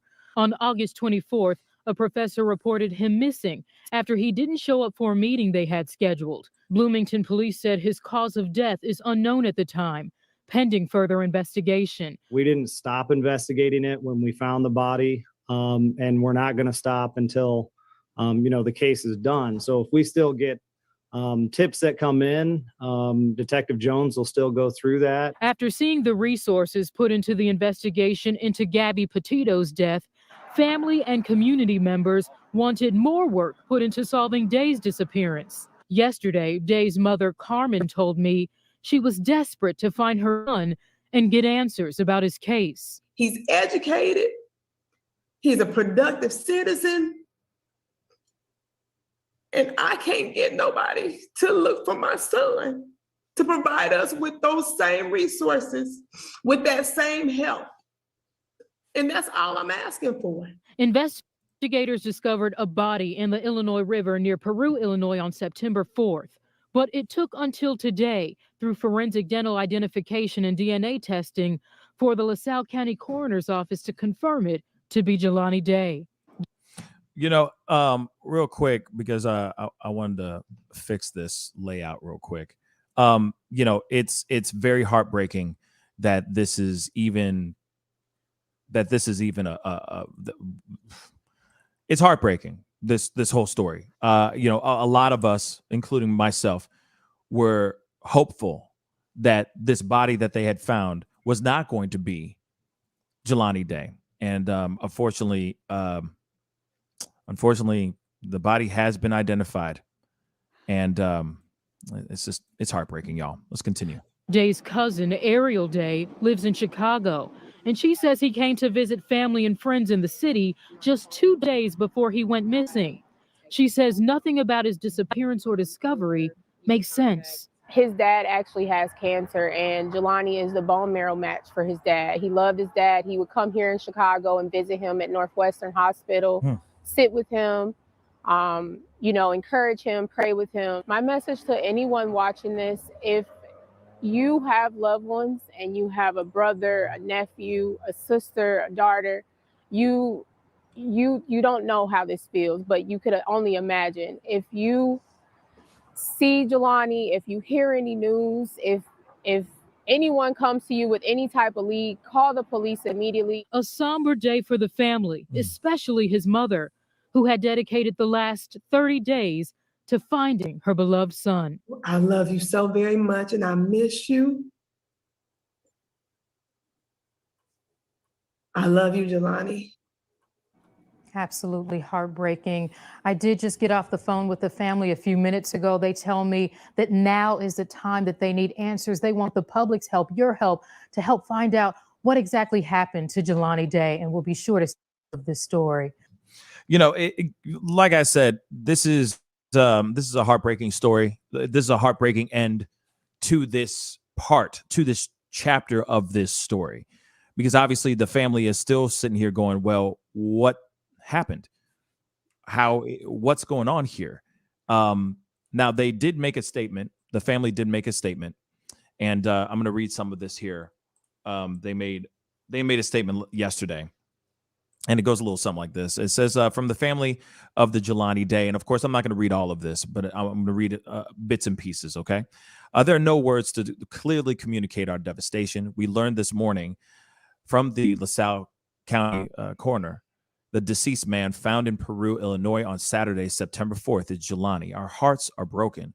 We ask that you continue to pray for our family during what will be very hard days ahead. Throughout these 30 days, our very first concern was finding Jelani. And now we need to find out hashtag what happened to Jelani Day. At this moment, there are more questions than answers surrounding Jelani's disappearance and death, and that is where we will focus our energy. As of this moment, we do not know what happened to Jelani, and we will not stop until we do. This week, we learned new evidence has been discovered, and police are working new leads related to Jelani's disappearance. This case is not closed, and the investigation is not over. We still need people who have information to come forward. If you know anything about what happened to Jelani or had contact with Jelani in the days or weeks before his disappearance, please contact Bloomington Police Detective Paul Jones at 309-434-2548 or email him at pjones@cityblm.org. We have also hired JAB Professional Services to assist the police. Information regarding Jelani's disappearance can be emailed or text to believe, AUPS, at Yahoo, or you can call them at 618-223-0044. The family is also offering a $25,000 cash reward. So you can go to their GoFundMe as well. They just wanted to say a big thank you to every single person who has thought about, prayed for, talked about, and searched for Jelani. They love the love you've shown our family has sustained us, and we will definitely need you even more in the days to come. We love each and every one of you for making Jelani's story personal, and we will continue to share updates on Jelani's case as information becomes available. I ended up reading the whole thing anyway, but that is the whole statement that they just put up 20 hours ago in regards to this new information that the body that they found in Peru, Illinois, is absolutely, without a shadow of a doubt, Jelani Day. I have to say it is sad. It is very it's heartbreaking, because I know you could see it in his mother's eyes. You could see it in her face that she is just praying for a miracle. She's praying that these stories were not real, that Jelani Day was going to come home, that he was just going to knock on the door and go, "Hey, mama." And unfortunately, that's not the case. So I have to say, even from myself, a heartfelt thoughts and prayers, condolences to the family, because they've been working diligently, y'all. They've been working relentless days, hours, minutes, every second of their day. Every breath that they took, they were thinking about, where is Jelani Day? Now it's a question of what happened to him. Why is he no longer here? And that's a mystery I hope that we can get down to the bottom of. So R.I.P. Jelani Day. David. And I do expect we'll be hearing a lot more soon. Much like we were saying with the investigation into Gabby, the autopsy is not actually finished yet. These are still preliminary results, just like the murder result they know that Gabby was murdered. They just don't know. That's why they're not saying how or why, and they might know more here, and they're not saying how or why because the autopsy isn't done yet. I would expect this one will take a little bit longer still. The body was allegedly very waterlogged, and they're still trying to figure out exactly even when he disappeared, because they have a video of him at a store on one day, and then the next thing they know, they find his vehicle a few days later, and then they find a body a few days after that in the river. And his vehicle, his Chrysler 300, was left in a wooded area, kind of hidden away. Like, it wasn't at a parking spot from what I've seen. It was actually within the trees themselves. So I would think that someone was putting it there to hide them. It's not the kind of parking place you would go if you wanted to, say, just walk around that area. So there's still some very strange things in this. And no, they have not fully confirmed the cause of death yet. We will see soon, hopefully. So I'm taking the impression that the body is in really bad condition if they needed to use dental records and DNA records to identify him. So his face is probably not in a great condition, and that's probably partially why there was a delay here. So they're still going to have. Didn't they say something in regards to him being waterlogged? Like, yeah, he was. I mean, they found him in the river, and he had been in there for quite a while, they said. So that's why his body was in bad condition. I mean, fish will eat the face and the fingers and all of that first, so you lose information like that right away. Absolutely. And it's interesting because same thing with Gabby Petito, right? It took them a minute to identify her. Now that could be anything. Let's just play those things out. I hate to drag her story into this as well, but there is some sort of connection here as well. As far as we don't know why it took. I mean, they were able to identify her quickly, but they also said that they had to run tests. So it makes you wonder, was she that brutally mutilated that like in the face that they had to do other things? I think, didn't they say something, and I could be quoting this wrong, but they had to figure out the sex of the body first too? Like they didn't know Yeah. for sure if this was a woman or not. So then it makes you wonder how brutal, how bad was her body messed with? Same thing with Jelani. It makes you wonder how badly his body was mutilated. And I mean, but it also took them weeks because they found his body and it took them a while to identify. Gabby Petito's body took them days. Actually, it didn't even take them days. It took them hours. People are already out here going, may she rest in peace, y'all. Because they already had the identification. They just wanted to make sure forensics and the autopsy were matching that it was actually her without a shadow of a doubt. But people and are there was saying only she was gone. So yeah, David, go ahead. And I was going to say there was only one woman of her size that was missing at the time. Everyone else was considerably taller that was missing in the Tetons. There you go too. So maybe height. Yeah, you're right. Could be her stature could have played a big part of it as well. But you got to remember when it comes to Jelani Day, I mean, just to think his body was there and it was in water, getting mutilated by nature itself. And God knows how long he was gone, how long ago he crossed over. So his body could have been deteriorating. Then on top of that, with all this water and stuff, you know what I'm saying? Like all that adds up, then fish and insects and God knows what else is going on with his body. It's terrible. It's absolutely terrible, you know? And his body was, I mean, you know, he was in a city, but, you know, when you're in a river, it's kind of the same thing as being in the wild in terms of decomposition because, you know, the rivers are fairly untamed. Everything in there is still going to start feeding on the body. There's a lot of scavengers in the river. And, you know, like a body would be more preserved in a city normally. That's what's going to take a lot longer here. And, of course, Gabby was in the woods, and there's a lot of scavengers there as well. It can, I don't know, I've seen deer bodies picked clean that were no longer than like 2 weeks dead. And yep. So I mean it doesn't take long. No, it does not. And that's what's so, like I said, all of it, just to think about it, period. Where you have a body, whether it's above the ground or below the ground, what would happen when you discard a body, not where you're taking and you're burying that person properly in a burial, in a burial place, but where you're just literally just digging a hole and throwing their body into there, or you're just putting it off to the side somewhere, or you're just throwing it out in by a river, thinking that the river will wash it away. It's horrifying to think that. It's absolutely horrifying.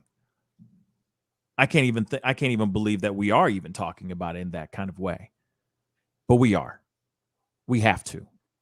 But to think that a young man's body has been discarded like that, and then it makes you wonder, what was the reason? Were there any organs that were missing? You see what I'm saying? Like you have to play every single hand here to see what really went down. What was his cause of death? If you can even find out, because if he's been in water, a lot of that evidence can be washed away in a way. It's really it's horrifying to think that this is how a young aspiring doctor was taken from this planet. They still have to confirm it's a murder, I guess. I mean, that's obvious. It's almost certainly the only result. I mean, I'm sure they've already checked to see if he was involved in any sort of like potential accident at the river. I would think that murder is the most likely result of this one as well, just because of where his vehicle was left and the fact that he vanished after going shopping. Like he was in normal condition at that time, dressed well. The police said there was only images, but the police said the video didn't show him in distress or anything. Mm-hmm. And then he may have, I think it was at that point he had missed 1 day of school, maybe 2 days, which isn't that exceptional. because they only reported him missing because he was missing for like a week or two. So we still have no clue. I mean, murder would make the most sense, and that's kind of what I would be leaning towards. But they still haven't given us any information, so we don't even know why he was, why he died. I guess most likely, I would think he's killed, like I said, but we don't even know why that would have happened. Was it over? Oh, was he being robbed or something? What? He most definitely was. There was most definitely a homicide here. And hopefully the coroner or the forensics will look at this and they will rule it as a homicide. But without a shadow of a doubt, this man's life was taken against his will. I guarantee you that. Paul Graves, thank you so much for the $5 super chat. Thank you. He says, I appreciate you two talking about these two cases. Both stories are important. Absolutely. Absolutely. And, and I get it. It's people are tune in only for one thing, to hear Gabby Petito's story or the Brian Laundrie stuff, get their information and they bounce. But here's the thing: the Jelani Day story, the mystery of his death, is still just as important as anybody else's. Laura Bell, thank you so much again for the $1 super chat. She did a couple other super chats before. I really do appreciate it. Thank you so much, sweetheart. Like I said, any little bit of support helps this show tremendously. So thank you guys. You guys are all amazing. The thing is a lot of people are wondering what's going on, where this Jelani Day story is going to be going, what route this story is going to go down. I have been in contact with some members of his family, and hopefully I'll be able to get them on, or one of the members of his family on the show to chop it up and talk about this thing, because really, to be really honest, this is a heartbreaking, horrifying story that needs to find an ending. Not only just because, like I said, just because they have confirmed through DNA and whatnot, dental records and everything, that this is without a shadow of a doubt Jelani Day, does not mean that the story's over. I feel like the story has just begun. So we will most definitely keep a close watch on this story.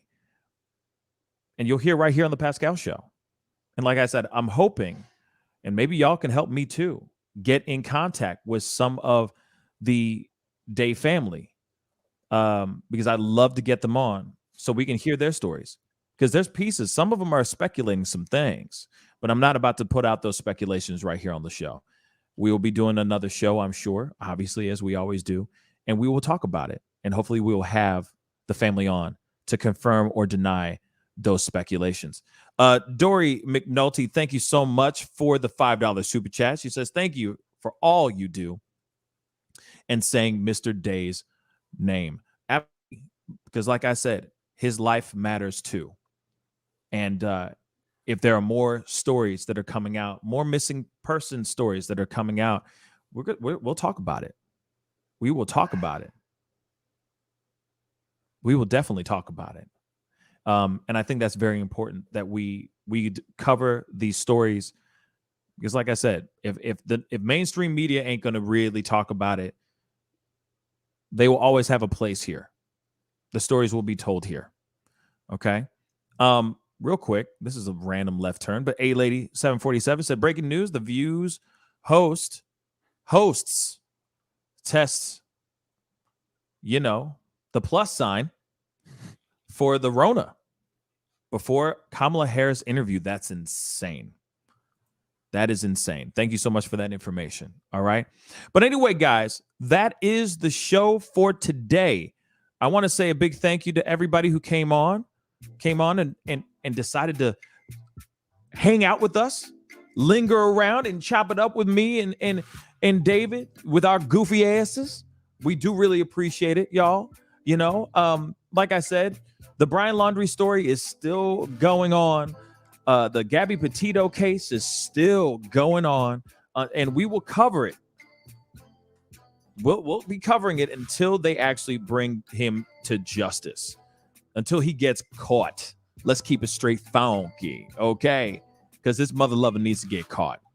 But I think everybody needs to be careful on what they read or what they get, where the sources they're looking at. Make sure that those sources are legitimate. Make sure those sources are legit as hell.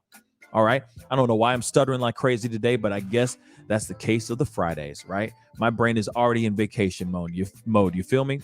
But David, thank you so much for being on. I really do appreciate it.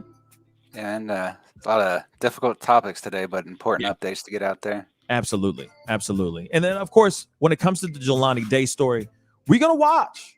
We're going to see what's going on, baby, because here it is. His story is not over yet. As much as everyone's like, oh, his body's been confirmed. Okay, it's him. Oh, well, moving on. No. Now we need to find out how he died, why he died, what were the causes of his death. Was it just an aneurysm off the side of the river randomly? Remember, his car, I want to point this out. His car was left somewhere with his license plates removed. And then later on, he's found on the side of a river, washed up on the river, waterlogged as all get out. Think about these things, y'all. Think about it. This is not like just some random, he took the license plates off, walked out to the river and had a heart attack and perished. Hail to the no. I'm saying there's some foul play afoot. Yes, I said it. I see foul play afoot. Okay? So we're going to talk about it because we have just begun this story of Jelani Day. All right? Much love to everybody who's watching. Don't forget to hit that like button down below. Please send those likes all the way up. If you haven't done it yet and you enjoy these conversations, please join the Pascal Show. Please do me that small favor, all right? Hit that like button down below, y'all. Hit it. Hit that subscribe button. Crush it so hard that I hear it all the way out here. All right? Crush that subscribe button. All right? And tell people about this show. Share. Let people know about it. Please join my Patreon. All right? Patreon.com/The Pascal Show. Or if you just want to stay under one roof, you can definitely hit that join button down below and join the Pascal Show family membership. That would be great to have you a part of the membership over here as well. It's only $4.99 a month, y'all. It ain't nothing. It's small. It's a small thing, but it helps support this show so we can keep giving you your pop culture controversies and conversations for the day. All right? I appreciate all y'all. Y'all amazing. Stay blessed. Have a wonderful, productive, and peaceful weekend, y'all. Don't go on long strolls in the middle of a country road in the middle of the dark. I'm just going to say that out loud. It's almost Halloween. People out here trying to do crazy-ish. So be careful out there, guys, okay? Time to get going. Be good to yourselves. Be good to one another. And I'll see you guys soon. Have a safe weekend. This is The Pascal Show. Bye. Owners and property managers, if you're looking for effective and humane ways to remove wild animals and deal with the damage that they have caused, we have good news for you. Introducing Wildlife Command Center, a professional nuisance wildlife management company specializing in providing animal removal for residential, industrial, and commercial clients. We are the only wildlife company that checks 70 different areas on a structure to determine the answers to the following questions. Exactly which animal are we dealing with? How is the animal getting inside the home? What kind of damage is the animal doing to the structure? Once we get the answers to all of these questions, we develop and write up an action plan to resolve the animal issue completely and provide a quote to implement that action plan. We perform a very in-depth 70-point wildlife inspection. From visually inspecting the highest point, the chimney, to physically crawling inside the attic space and looking for animals, chewed wires, fecal matter, chewed structural wood. We inspect everything. Our inspection process covers all of the following 70 points: animal-proof chimney cap, roof ridge vents, roof to soffit junctions, dormer fascia, attic gable vents, gutter lines, fascia trim, garage door, utility penetrations, water, gas, electric, and cable, bathroom vents, attic roof ridge vents, attic electrical, wiring, junctions, boxes, and lighting, concrete decks, additions, wooden crawl spaces, basement plumbing, penetrations, ceiling, floor, and wall. Wildlife Command Center's mission is to deliver the finest quality wildlife removal and pest control service that is safe for the environment. For more information, call us now.